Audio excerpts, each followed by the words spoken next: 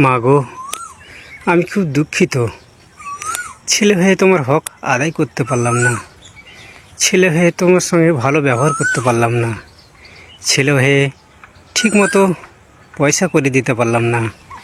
ছেলে হয়ে ঠিকমতো অসুখ হয়েছে ডাক্তার দেখাতে পারলাম না, এবং কোনো কিছু খেয়াল মতো রাখার মতো সময় পেলাম না, সময় পাচ্ছি না। মা গো, আমাকে ক্ষমা করে দিও মা। এমন একটা জগৎ, এমন একটা পৃথিবী যে সঠিক কাজ করতে গেলে তাতে অনেক বাধা পড়ে যায়, এবং সঠিক পথে চলতে গেলে অনেক জায়গায় অনেক রকমের সমস্যা নেমে আসে।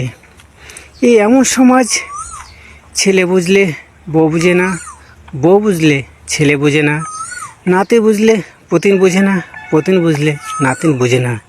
এই এমন সমাজ। তাই বলি মা, ছেলে মেয়েদের ওপর দুঃখ করো না। তারা খুব মজবুরি, টেনশনের মধ্যে আছে।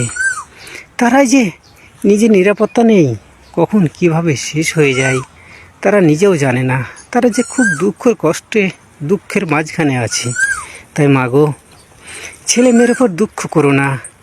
আল্লাহর উপর বিশ্বাস রাখো, আল্লাহর কাছে দোয়া করো, আল্লাহর কাছে কান্নাকাটি করো।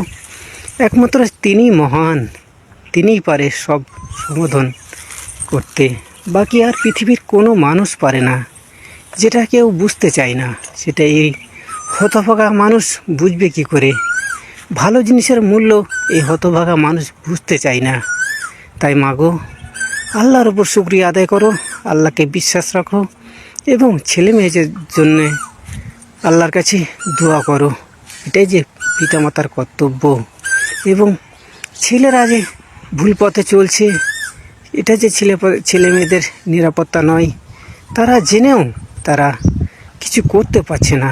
এই সমাজ ঘৃণার পাত্র, এ সমাজ অন্যায়ের পাত্র, এ সমাজ প্রতিবাদ করার পাত্র নয়।